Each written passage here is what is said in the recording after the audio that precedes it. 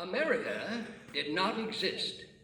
4 centuries of work, bloodshed, loneliness, and fear created this land. We built America, and the process made us Americans. A new breed, rooted in all races, stained and tinted with all colors, a seeming ethnic anarchy. Then, in a little time, we became more alike than we were different. A new society. Not great, but fitted by our very faults for greatness. Excuse me, Mr. Twain. What's that? Perhaps you recognize those inspiring words from one of America's great writers. No, Dr. Franklin, I don't recall writing anything like that. Oh my, of course not. They're from the pen of John Steinbeck, back in the 20th century. Why, it seems he has nearly the same spirit as the founding fathers themselves. Well, listen to the proud elder statesman. Mr. Twain, pride is one of our national passions.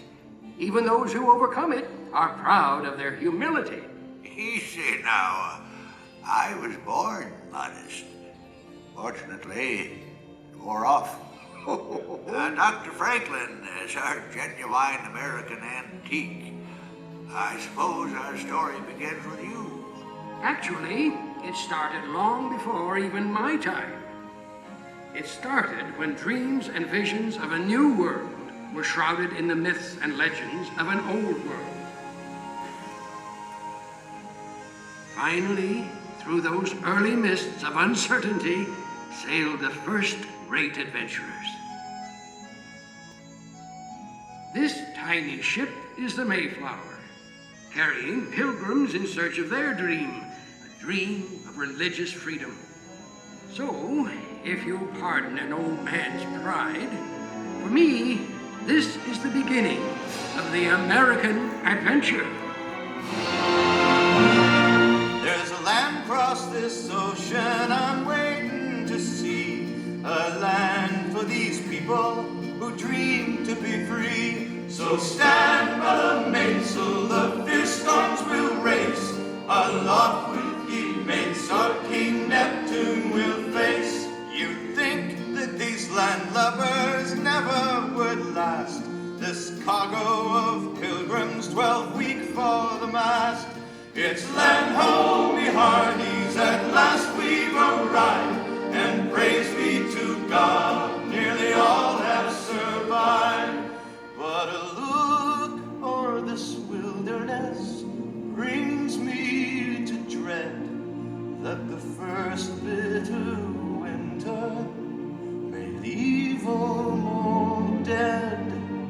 They call themselves pilgrims, these poor wretched souls, with a dream to be free in the new world their goal.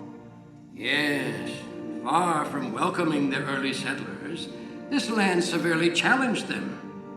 It was a struggle for survival that gained but a tiny toehold in a vast, untamed wilderness. In the decades that followed, a new challenge began to emerge. We were growing more and more apart from the mother country.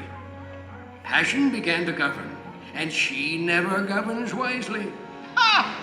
The British think it's fools we be. If they tax our trade, then our land be next, and soon all else we possess. Hear me now. You ask defense against the French and the Indians. Should you not help pay for it? Parliament's colonial policy is both arbitrary and unjust. That's nonsense. The same tea that cost you 3 shillings a pound costs us 6. First, we spoke out with our voices. Then, we spoke out with action, with a growing defiance that led to the Boston Tea Party. Hear ye! Hear ye! By royal proclamation, His Majesty King George III hereby sets... Look at this! They're closing the harbor! But surely we can work something out. Our king feels we've wronged him. Your king, you Tory! Either we cut the ties with England, or we surrender our liberty! Finally, the time had come to speak with one voice in a declaration of independence. Good evening, Mr. Jefferson. Have you finished the new draft yet? Those are new drafts all over the floor, Dr. Franklin. It seems one stroke of this pen brings 2 changes from Congress. I told you John Adams should have written this. Oh, by his own admission, you can write circles around him. Mr. Adams has not been prisoner in this loft for 17 days. I shall continue tomorrow. You must continue now. Thomas, it is difficult to make 13 clocks chime at the same time, but we must carefully justify this separation. Dr. Franklin, while you slept soundly through the meeting this afternoon, we did manage to justify separation. We hold these truths to be self-evident, that all men are created equal, that they are endowed by their Creator with certain inalienable rights, that among these are life, liberty, and the pursuit of happiness. And to secure these rights, governments are In 76, my boys, we never must revere. Let every man take his musket up and fight for freedom dear. We'll hit the flanks of the Red Corps ranks as Yankee volunteers. Oh, 'tis a great delight to march and fight, but it's getting tough, I fear.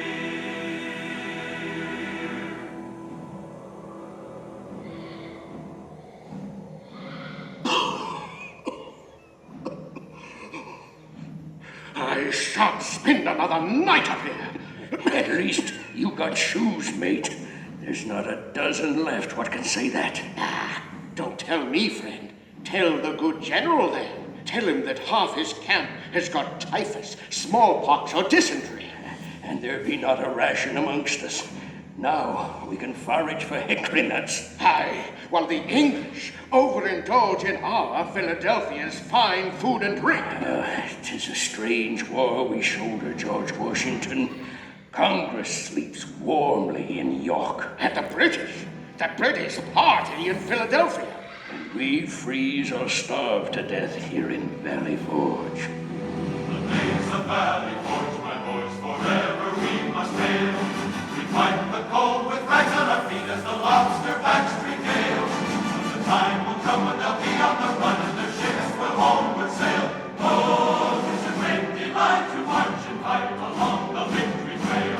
'Tis a great delight to march and fight along the victory trail. In the end, we the people prevailed and achieved perhaps our greatest dream.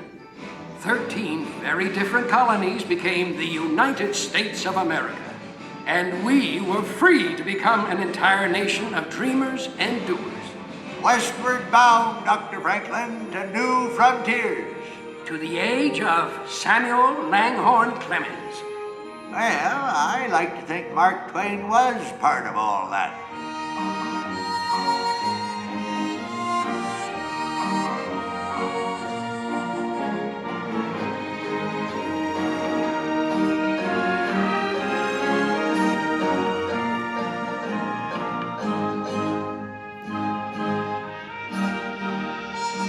Yes, sir, Dr. Franklin. You founding fathers gave us a pretty good start, don't you know? We still had some things to learn the hard way. Seems a whole bunch of folks found out we the people didn't yet mean all the people. Folks like Frederick Douglass. Even amidst the cricket song here along Mark Twain's beloved Mississippi, I hear the noise of chains and the crack of the whip. Yet there is hope. Hope born from the words of Harriet Beecher Stowe. Uncle Tom's Cabin has given our nation a key, which can unlock the slave prison to millions. Anti-slavery is no longer a thing to be prevented. It is grown too abundant to be snuffed out like a lantern. Troublemakers like Douglas got us into this mess. We only wanted freedom, not war. Well, listen to my abolitionist brother. What? Pa, he's gonna make a real good Philly Yank. We got a good cause, Johnny Reb. Quiet, both of you. You're gonna ruin Ma's birthday. No. Ain't nothing gonna ruin today. We're all together. That's what counts. Now, you go ahead, Mr. Brady. All right, everybody. Oh, real still now.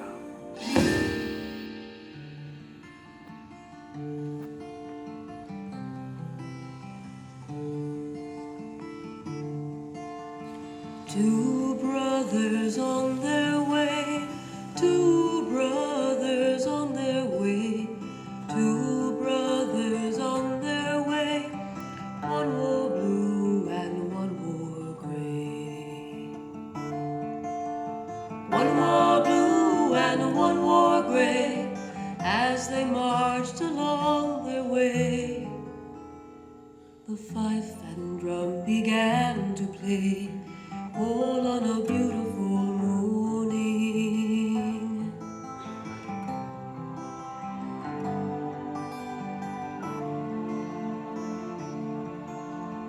One was gentle, one was kind. One was gentle, one was kind. One came home, one stayed behind.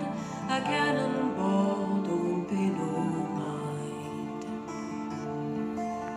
A cannonball don't pay no mind if you're gentle or if you're kind.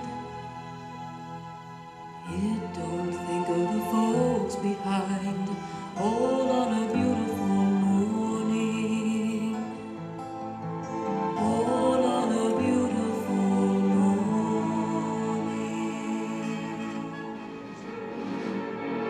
At last, the terrible Civil War ended. The time had come to rebuild our shattered nation. And a new wave of immigrants would help us do it. From around the world they came, these new Americans. 1,000 noble currents, wrote Herman Melville, all pouring into one. Seems there was a new dawn coming for the American adventure. Enough! Enough of your words. Let your new dawn lead to the final sunset on my people's suffering. When I think of our condition, my heart is heavy. I see men of my own race treated as outlaws or shot down like animals. I hope that all of us may be brothers, with one country around us and one government for all. From where the sun now stands, I will fight no more, forever. The wisdom of the great Chief Joseph reminded us once again of our long, painful journey through the frontiers of human liberty. Woman has shown equal devotion with man to the cause of freedom. Together, they have made this country what it is. We ask justice. We ask equality be guaranteed to us and our daughters forever. Well, here we are, back in the heat of Franklin's Philadelphia again. We're 100 years old today. We came a long way in that first century. But like Susan B. Anthony, we're still speaking out. And why shouldn't we, Mr. Twain? As Tom Edison says, discontent is the first necessity of progress. Edison, afraid I don't place the name. Edison's that young phonograph inventor. Why, this great hall is filled with new inventions. There's Otis Elevator, Corliss magnificent steam engines. And don't forget me telephone, the true hallmark of progress. Aha! Behold the proud Scots. That's right. Carnegie Steel built this place. Aye, and it'll soon build a new concert hall for New York. Oh, Carnegie Hall, eh? It'll never last. Donating libraries. Andy, that's a grand idea. 'Tis an age for grand ideas. An era for innovation. A dawn for new awareness. A time to challenge the frontiers of a new century.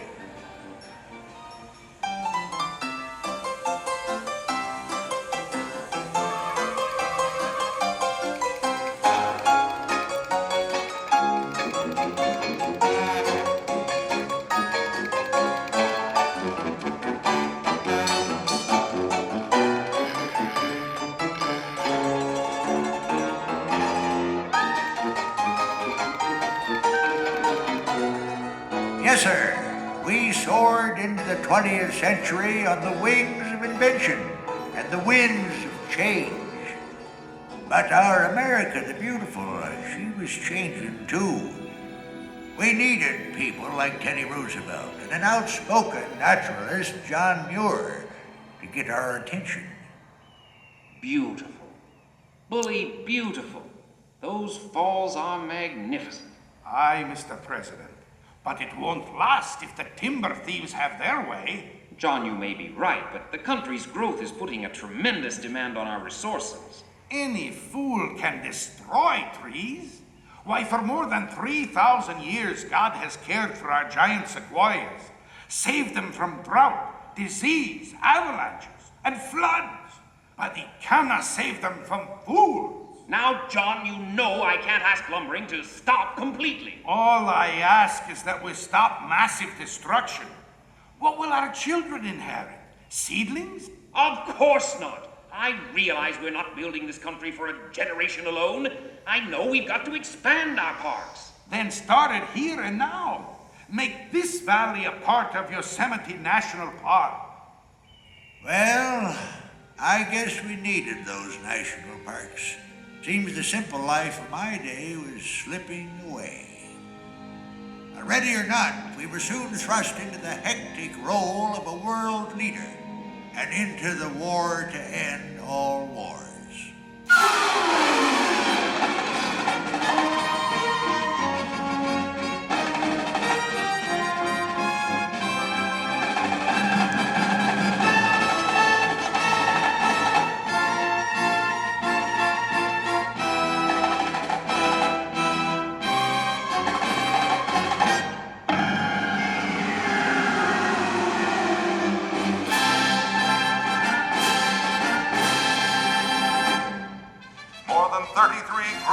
Non-stop hours after his departure from New York, Captain Charles Augustus Lindbergh successfully landed his Spirit of St. Louis in Paris last week.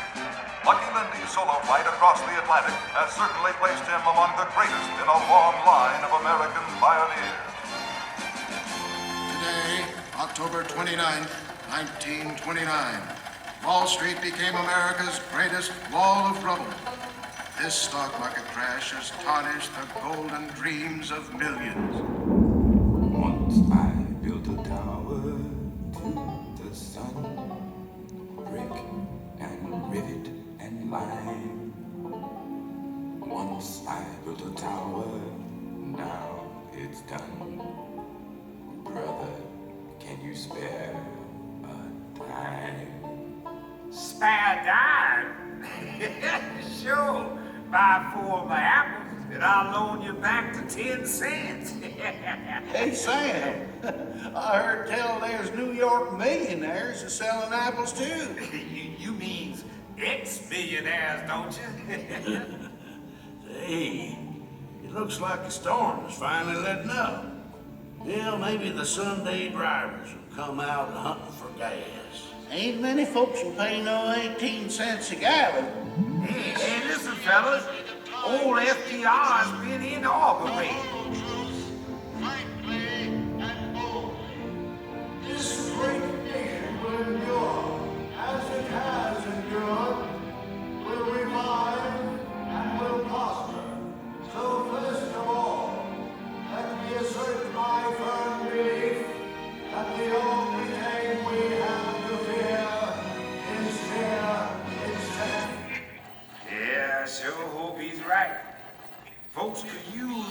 prosperity around these parts.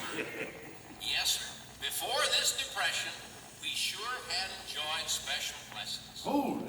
But you I know, think it that's Will seems to Rogers. me that we was a mighty cocky nation. We'd begun to believe that the height of civilization was an automobile, a radio, and a bathtub.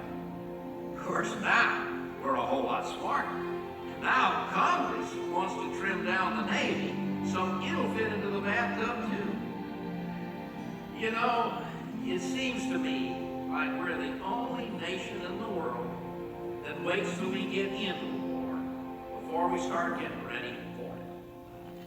Yesterday, December 7th, 1941, and things will live in infamy. The United States of America was suddenly and deliberately attacked by naval and air forces.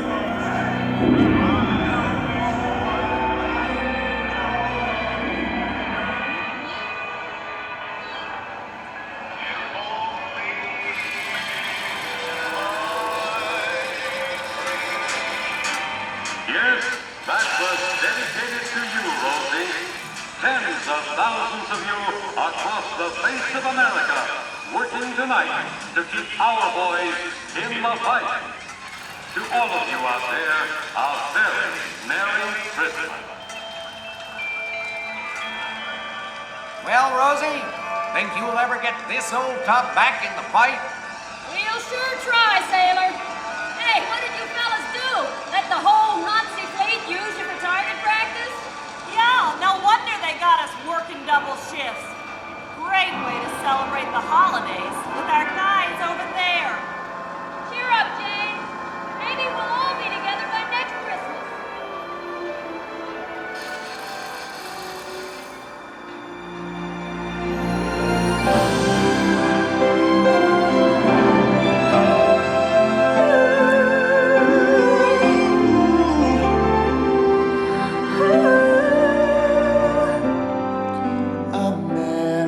America, spread your golden wings, sail on freedom's wind, cross the sky.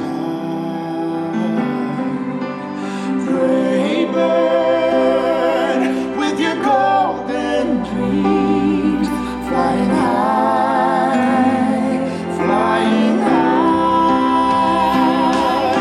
America, you must keep dreaming now, dreaming the promise now of your pioneers. America, keep on flying now, keep your spirit free, facing new frontiers. And so, my fellow Americans, ask not what your country can do for you, ask what you can do for your country.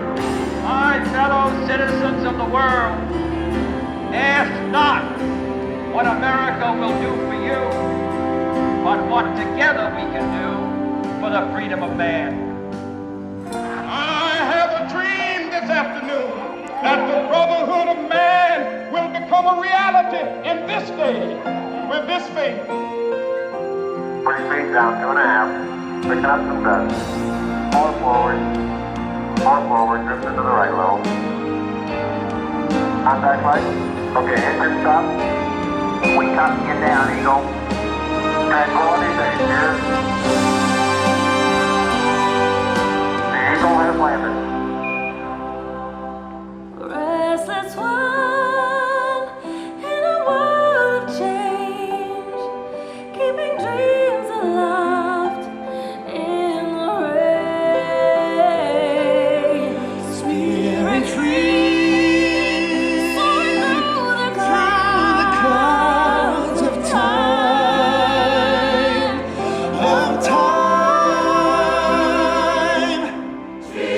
Spirit free, light.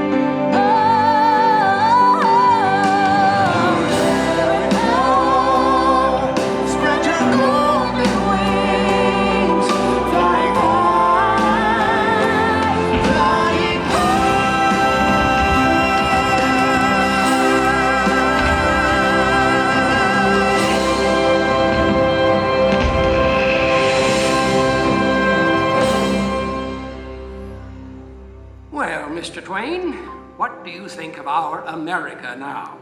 I think the founding fathers never dreamed of an America like this. Of course not. We weren't dreamers. We were visionaries. That is why our Constitution withstands the rigors of time. Easy now, Dr. Franklin. This nation's still just a youngster, don't you know? Why, some countries have been around for 50 centuries. We're barely into our third.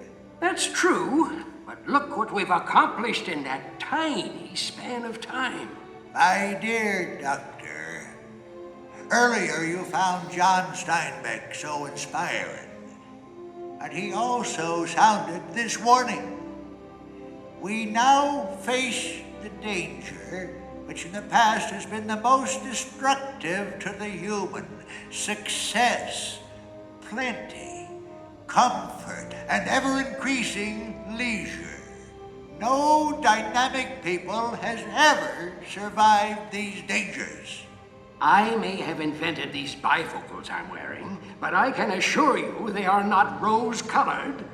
Mr. Twain, the golden age never was the present age, but with human liberty, we can fulfill the promise and meaning of America. To everyone a chance, believed Thomas Wolfe. To all people, regardless of their birth, the right to live, to work, to be themselves, and to become whatever their visions can combine to make them. This is the promise of America. Mr. Twain, 'tis easy to see, hard to foresee, but I foresee the American adventure to continue a long, long time.